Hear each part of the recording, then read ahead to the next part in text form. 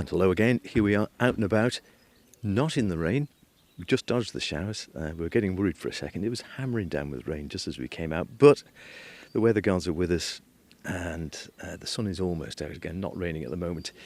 Come out to a close art field. You'll know it if you know it, and if you don't, you'll drive around in circles looking for it, but a lovely place and one of the many Manx Wildlife Trust reserves, and of course famed for hen harriers. Not hen harrying today though, something considerably smaller. The Invertebrate Group we are with. They've just gone off in one direction, and I am here with, well, perhaps you'd like to introduce yourself. I'm Steve Crellin. I suppose I'm the island's fly expert. You do have that moniker, it has to be said. Yes. I don't feel like an expert lots of the time, but well, I suppose I do my best. If there's anyone else on the island who knows more about flies than you, then, you know, we haven't found them yet, is all we can say, can't we? I mean, how long's your love of is it just all invertebrates or flies in particular? No, it's more than just flies. I did a degree in zoology back in the early 80s, and when I came back to the island, I wanted to find some way of using the degree. Jobs in zoology few and far between on the island, so I've sort of used my degree as a hobby. And when I was starting off, I sort of cast about, tried beetles and other things, bees and wasps, etc., and eventually settled on flies as a chief interest, and I've sort of developed it from there. But I do dabble in the Aculeates hymenoptera and the occasional beetle, and also caddisflies and stoneflies, etc. now. There's some decent identification guides, so that I found them reasonably doable. And these are massive orders we're talking about when we're talking about beetles and flies. We are talking not hundreds so much as thousands. Oh yes, I mean just flies alone. There's I think we're in about 7,000, approaching 400 species in the British Isles. Obviously, we've got nothing like that. I don't think. Perhaps heading towards 600 species. I think Ireland is about half the total of the British Isles total. And how well recorded is it on the island? Because often you find with the sort of microfauna, don't you? Things like birds and plants and trees are quite well recorded. You get down to beetles and, I don't know, micromoths or flies, and the record's a bit more sketchy. Oh yes, beetles perhaps an exception. There's a fantastic collection in the Manx Museum, a chap called Bailey. I suppose he was Victorian Edwardian, and he has a massive collection in there, which has produced quite a comprehensive list. Flies, definitely not. There was a list of hoverflies done in them, I think, just after the Second World War. About 40, 50 species. I've got it up to about 120 odd species out of over 300 species in the British Isles, and that's just one family. Yeah. So you're adding to the database all the time when you're going out? Oh yeah, usually collect 2 or 3, perhaps even more new species to add to the Manx list each year. It's a case of branching out into perhaps somewhat neglected families. Mm-hmm. You know, hoverflies are quite well done now, so I rarely get anything new. I've taken on, you know, just starting really on houseflies, the muskid family, and also lesser houseflies, the Anthemidae, which are 2 decent-sized families. I suppose previously they've been rather difficult to do, but with modern photography and certainly in terms of the Anthemidae, there was a chap called Michael Ackland who has produced a fantastic key with some fantastic figures and whatnot, which made the whole family quite accessible now. So I'm busy growing that list now. So do you ever come across anything that you've never recorded before? Oh yes, definitely. As I say, in the Anthemidae or Muscidae, there's plenty of room to add stuff to the Manx list. Crane flies is another one that's really hadn't been recorded before. I think the Manx Field Club, which was operating between the World Wars and afterwards, produced some species, and then we've got, of course, Loch Garrod, etc. in the 60s, 70s. Also did some work on flies, sending stuff off to the UK for tame experts to identify for them. But yeah, I know I still do that as well. There are things I just can't do, or I need checking. So does this go to the natural history, or where does this go? No, there's a fantastic organisation for the UK, although it's much wider than that, the Dipterus Forum, which I joined early on, which is a really friendly group with lots of world experts as members, to be quite honest. And they're also generous of their time. So if you get stuck on anything, you either takes photos of stuff and just email it off to someone, and they'll say no or yes, or box of specimens. Someone who's been very kind enough to do what they call lesser dung flies, but there's a particular genus which you find on rotting seaweed. And previously I'd only found one species, but just collecting stuff for the chap across, I've added another couple of species to it. So having someone on hand to give their time to identify stuff is brilliant. And I think often in these sort of niche areas, people are very good, aren't they? It's quite a close sort of family. Oh yeah, I regularly go to an annual field meeting.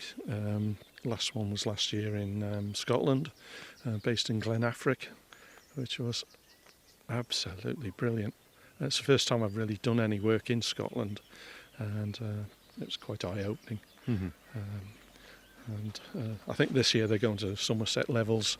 Sadly, I can't go this year, but that would be another new one. And then just before we have a look on these, we're going to have a look around this lane here now. Yes. And I know the one question which people are going to say, well, why flies? What use are flies? And I suppose that's a question your average man and woman in the street just see them perhaps as a bit of a pest to humans most of the time. They do have a part to play. Oh, definitely. There's one or two species which are a problem to us, the mosquitoes and the biting midges. Obviously some agricultural pests as well, but lots of the flies are fantastic pollinators. They also break down rotting material. Without flies contributing to the breakdown of animal dung, We'll be up to our necks. Exactly. Yeah. They herbivores, carnivores, break down dead bodies in the field. Forensic entomology, enabling estimates to be made of when a corpse is found in the field, for example. I've read that. Yeah. So yes, all the blowflies that turn up. Yes. So no, they are most certainly very valuable members of the British fauna and world fauna. So here we are, close Hartfield, like I said, slightly damp day on a lane just round the back of the car park. We're mid-late April. What sort of things might we expect to see at this time of the year here? If it had been a better day, with all these early flowers out, I would like to have seen some hoverflies about. Hopefully when we get through onto the main orchid meadow, I might be able to find a rather smart little, belongs in the dungfly family, but it's the larvae actually mine on orchids. So they start off in the rootstock and work their way up the stem, and then create mines within the leaves of the orchids. And it's quite a fairly small but shiny black with yellow features on it. It's quite a nice spot fly if I can find any today. Oh, keep our fingers crossed. I'm talking about leaf miners. One of the most obvious and easy to find on the island, and this is a holly. Oh, right, yeah. And as you can see how there's sort of yellowy brown splodges on, and that is down to what I call a leaf miner fly, the larvae of it, known as Phytomyza illicis. Very common thing. Find it on most hollies. There's another leaf there with. Yeah, there's another one there. Yeah, You know what? I'd seen that on holly leaves before, and I didn't associate it with a fly. I thought it was either a fungus or a mould or something like that. Yeah, no. There's another one there. It's if you can find hollies with almost every leaf with a mine on it. That's quite an easy thing to record. So do the flies actually lay the eggs on the leaf and then... Yes, and the larva burrows in, lives between the upper layer and the lower layer, and just devours the leaf. Some flies then pupate within the mine, others come out of the mine and pupate and drop to the ground, for example, or will attach themselves to the leaf, perhaps on the underside. You see, I've learnt something already. I've never known that was actually... So that's... Name that fly again, it's the... Hollyleaf miner, Phytomyza illicis. Hollyleaf miner. I'll try to remember. I won't remember the... I'll never remember the Latin, but I'll try and remember the English. Hollyleaf miner. Yeah. So yeah, if you see those yellow patches, which you do, and I have noticed them before on the holly leaves, that's what it is. There we go. Right, we'll go down the lane, see what we can see. Yeah. So we'll just go down the track here, see what else we can see. And can you go sort of, if you are fly spotting, all year round, or chiefly during the sort of the summer, spring months? Chiefly during the summer months, from I suppose March right through into October, November. But even during the winter months, you get onto the coast and on beaches with rotting seaweed, etc. You'll find a lot of flies breeding on the rotting seaweed. So it's quite an easy place to find flies at that time of year. Yes, I've often clocked them on seaweed, as you say, if you get it piled up and you sort of walk down and all of a sudden sort of clouds appear from the seaweed and disappear into the air. Yeah. So I was going to have a look on this patch here for that orchid miner. So I just need to have a quick wield my sweep net. Trusty net. Yeah. Keep my fingers crossed. Right, so we're just into the, just by the boardwalk down by Close Orchid, and obviously if you're visiting the Close or the reserve, then you are encouraged to stay on the boardwalk if you're not doing research work and such like. So Steve's just gone out now, just sweeping the net through the ground. Sort of, a swishing left to right sort of motion just over the tops of the leaves of the plants and the reeds and the orchids which are around this bed here, to see if he picks anything up. And you never know, might have done. I'll just cross over hopefully and take a look. So he's just been netting. Oh, we could be in luck. We could be in luck. Yeah, there's a couple there I just see in the net, or a couple of small flies. Have we got the right one is the question. So just taking a little specimen bottle out and just transferring the fly from the net just into the specimen bottle there, so we can actually see him, which is always handy. And then a trusty hand lens or loop to take a look. So this is one of the orchid. Yes, Delina nigrita. So it's quite unlike the other, the common yellow dungfly, the big teddy bear thing that you find in cowpats, etc. Yes, I have seen that one. Yeah. This is in the same family, but as I say, this is much smaller, shiny black, and the face is quite noticeably. It should be yellow. I think this is not quite as obvious. I think it may be female rather than male. Yes, and this one sex is quite a bit brighter than the other. And this thing is pretty tiny, so we're talking about a few millimetres long, just in the specimen bottle here, and he's zooming round inside. Yeah. There's a little hint of yellow somewhere, I think, on that one. Yes. Yeah. It should be on the legs as well. It's not the brightest specimen I've seen. No. Oh, there it is. No, you can see a bit of yellow on the back there now, I think. Yeah. Well, it looks like it. Oh, there he goes again. So this one, did you say have a common name or just the Latin name? Black orchid minor. Just I black think it's orchid called. minor. Yeah. As I say, Delina nigrita is the scientific name for it.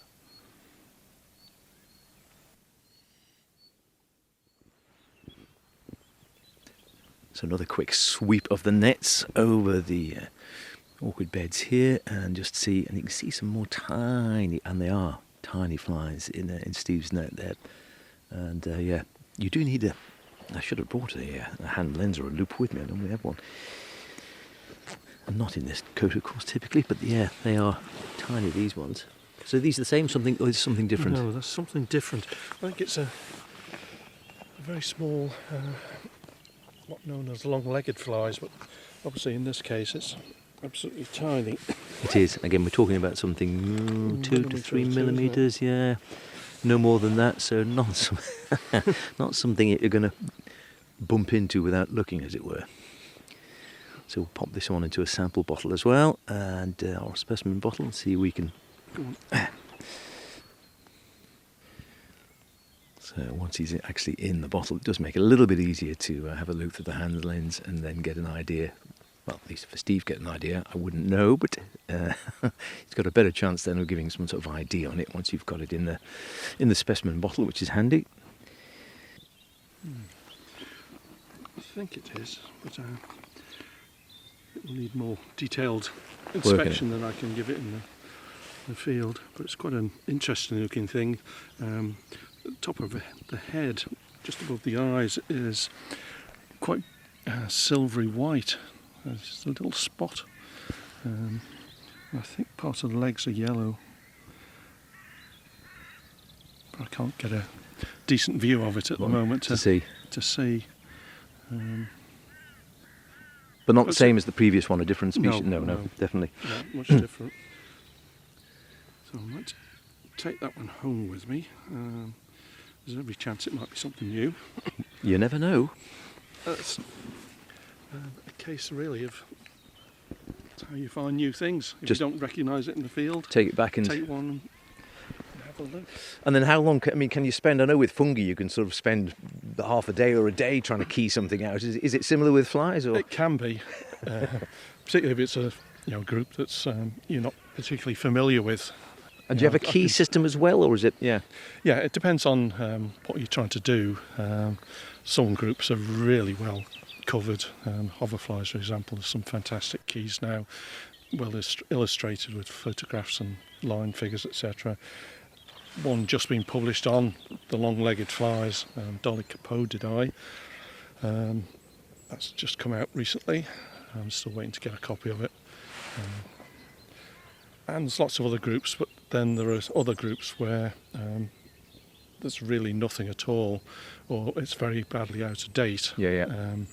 And it's a case of trying to hunt down various key works, scouring the internet looking for free PDFs of them. Yeah, it's a great resource for that, isn't it? Chances are someone somewhere will have done some work at some time. Yes, or you'd appeal to others on the Dipterus forum. Have they got a copy of this paper, for example?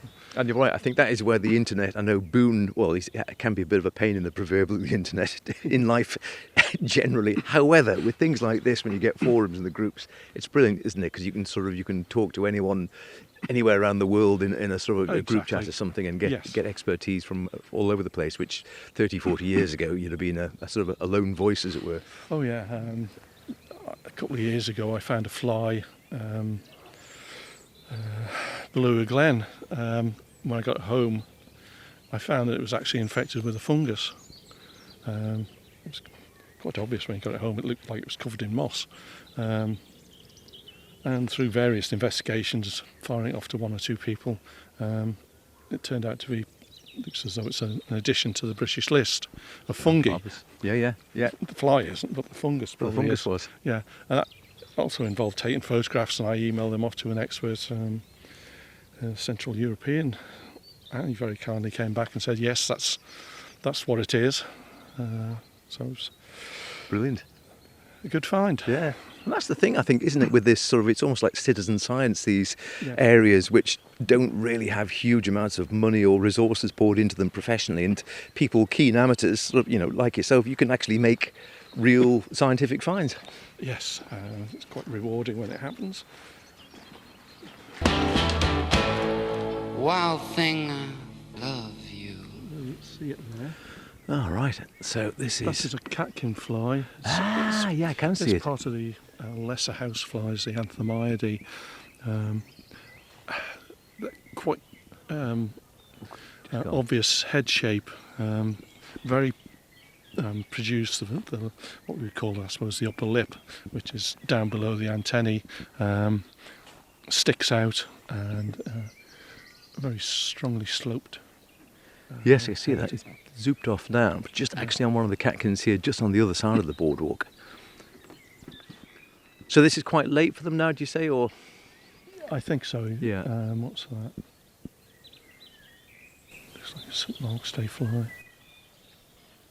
Oh, the St Mark's one's the one with the huge, long, dangly legs. Yes. Yes. Although there are some come out before it which are quite small. So a quick sample of that one into the sample tube to take a look at that one, which might be the St Mark's fly, which we have seen before, and they do come out in great numbers round about St Mark's Day. One of the smaller species. There's about 3, I think, come out quite early in the year before the big St Mark's Day fly appears. I suppose that will be coming out next week or two. Shortly, yeah. And they sort of, you always seem to get just sort of huge clouds of them for a few days and they all vanish. Yes, yeah. And get these big mating groups, males hovering about, waiting for a female to fly through and pounce on her. And so what happens is, so they mate then, and then so how's the rest of the life cycle pan out for them? I think the larvae of that are in the soil, so they'll spend the rest of the year perhaps in just grubbing about in the soil. As far as I know, they just eat detritus. Yeah, and then just hatch out the following year Yes. and away we go again. Yeah, around the same time of year. And actually, they always look a bit unpleasant, but they don't actually bite or anything. They're pretty harmless, aren't they? Oh, definitely, yeah. And then later in the year, there's another suite of the St Mark's Day fly. One big one, but it's quite noticeable. It has bright orange legs, particularly the back legs, which you find on the uplands more than down here, which again is quite obvious.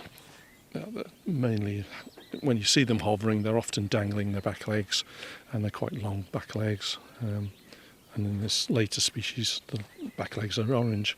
And that comes out later in the year, do you Yes, say? Yeah. yeah. What sort of time of year for them? Sort of late summer.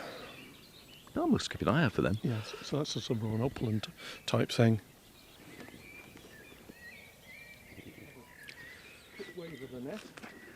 So a bit further down, a really boggy, wet area just off the boardwalk in Close Hartfield. So Steve's again, wellies on. Leave the wellies round here and a sweep around, back down again over the surface, over the reeds and the wet surface down here, just to see if there's anything else of interest in this rather boggy area, or very boggy area actually. So a quick sweep among the beds there, and we have, this is one of these smaller Species of St Mark's Day fly. Ah, yes. Now, it's a little bit bigger than the ones we've been looking at. So this guy's sort of, I don't know, 0.5 centimetre long, maybe? Yes. Something like that. And very long wings out to the side. And has he got those long legs? I'm just looking. Yes, long back Yeah, legs. there they are. Yeah. Except in these smaller ones, particularly this time of year, the lower part of the leg tends to be sort of an orangey colour. Oh, And there's there he about 3 or so species similar to that. Yes, yeah, I can see it more clearly now. Yeah, look at that. Quite distinctive shape, as I say, with the wings stuck out to the side. Yeah, very much so. Yeah, and the really. tapering abdomen with a blunt end. Yes, that is quite distinctive. And the wings really do stick out. Yeah, Yeah. really, very prominent. So at this time of the year they'll be mating and also adding to the pollination of flowers. Brilliant. Carton flower pollen about.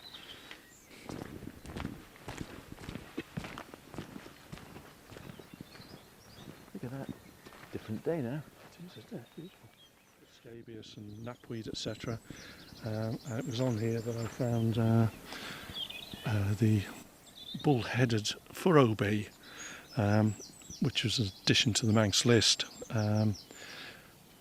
It's quite an odd distribution. It was having found this one, and there's another reserve close Umpson, I don't know, maybe a mile away. I found it on there as well. But then you have to go down almost to the Midlands before it turns up again. Yeah. Wow. That's a big gap. It is. We've got one or two species like that where they occur here, and then you're heading down towards the south coast of England before you start seeing them again. Obviously the heath bee fly, which turns up in June, July, mainly July and August, I suppose. You've got to go down to the Dorset Heath on the coast before you find it again. Very strange distribution.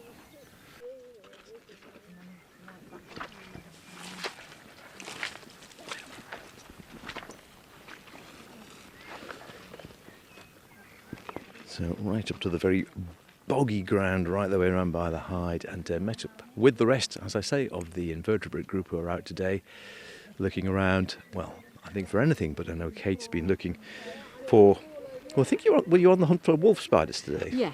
Yes, the little black spiders that, or dark coloured spiders that usually run ahead of you on sunny days through grassland often, and we've been looking for a particular spider here today. We haven't found it, but we do have a selection of other wolf spider species. For instance, this one is a male, and you can tell that because the little palps, the leg-like structures either side of its head, are swollen and look a little bit like boxing gloves. Ah, yes, I've got them. I've got them now. Yeah, I see them now. Yeah. Wow, yes. Yeah, And it's distinctive, yeah. And on this particular one, I can't tell unless I get under a microscope, but its palps seem to be quite black, quite dark coloured. And there is a wolf spider called Pardosa nigrita, which refers to the black palps. The other two are males as well. Again, the palps are swollen. And the reason I look for these spiders at this time of year is because this is the mating season, Yep. basically. So these wolf spiders, the males are on the hunt for females, and because they don't spin webs to catch prey, they are very effective hunters on the ground. But if they're hunting for females and they find a female, they then start to signal with their palps and their legs in a sort of semaphore type of way. That helps the female to distinguish between her own species and something else, which she might be able to eat. So it's an active time of year.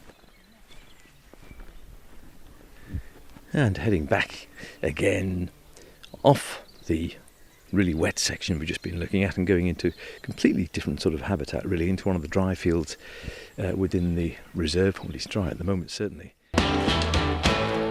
Wild thing, I love you.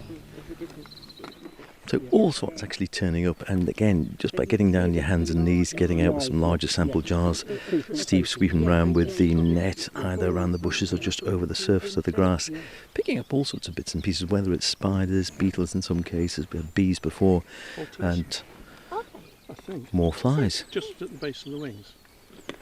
So these two more of the orchid minor flies we were looking at earlier on. Yes, that's right. Just on a different compartment of the reserve. One of them's definitely a female, and it does show up the coloration a bit better than the one we were looking at earlier. So we've just been sort of looking at some of the structures on the towards the base of the wing. So there's a couple of drumstick organs known as halteres, which are used for balance, particularly doing flight. You can tell where it is. It's almost like gyroscopes.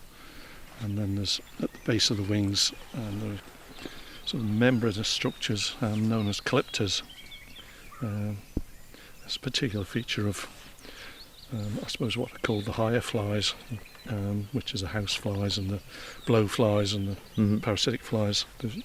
They all have these calypters at the base of the wings. Generally on the dung flies are not terribly pronounced, but I think with this one being so black, and they're showing up quite nicely. Yes, and I think I've seen those Holters before. Those sort of little, look almost like sort of xylophone sticks, like sort of little sticks with That's right. round blobs on the end. Yeah. Yes, it helps with orientation in flight, and it's obviously the feature, I suppose, that distinguishes them as true flies. Yeah. That they have this, the posterior pair of wings have been reduced to these drumstick-like structures. And that is one, as you say, that's one of the distinguishing points you can look out for if you're looking for a true fly, as opposed to. That's right. Yeah. Obviously, bees and wasps, for example, have 4 wings, even though they're sort of zipped up, so they look as though they've only got 1 pair of wings, but they do have 2 pairs of wings. But in the true flies, the hind pair of wings has just been reduced and almost lost. I finally managed to catch up with one. So here we are again. Group have been happily paddling around. Great fun because everyone goes out with their various pots and loops and hand lenses. Steve's been again taking the net round the corner and just in the copse here at the back of the meadow. And I know you've been looking for some hoverflies. And then what have we got here as well? There's a hoverfly in there, but what I've really been looking for is the very small. Oh yeah, the tiny one. Rather ant-like fly. Which is tiny, against a couple of millimetres at most. Yeah, is a sepsid, family Sepsidae. I think they're ensign flies, or ensign flies, sorry. They're particularly useful for me because I run the recording scheme for the family, for the British Isles. I'm assuming this is a sepsis. If I can get a good look at it, which won't be easy. Is it a sizable group? 29 British species. Okay, so well, it's sort of manageable. Yeah. It's probably too lively. Yeah, it's quick moving in that sample tube, isn't it? It's not hanging around. Clearest bottle either. I think it is a sepsid. Yes. The genus is distinguished by the wing having a dark spot right towards the wingtip. And there's several different species. They all look very similar. Small, dark, shiny. But once you get them under a microscope, males in particular have lots of secondary features. The front legs are modified, which makes them reasonably straightforward to identify. Well, listen, it's been great fun today, and we have just tiptoed into the tip of the iceberg of the fly kingdom. It is huge. Frankly, if you go into it, there is an entire lifetime study and more. You could, well, I'm sure you're the same. You could, I don't know how many years you've been at it, but I bet for everything you know, there's probably another 10 things you don't know. It's one of those ones, really. Exactly. The more you know you don't know. Yes, yeah. Well, 40 odd years, I think I've been exactly. doing it. And I bet you learn new something every day, I imagine, when you're out and about. Yes, yeah. Learning all the time. That's one of the great things about it. Thanks for ever so much for your time today. It's been absolutely fascinating, and hopefully we'll do it a bit more sometime. I hope so. I look forward to it. Wild thing.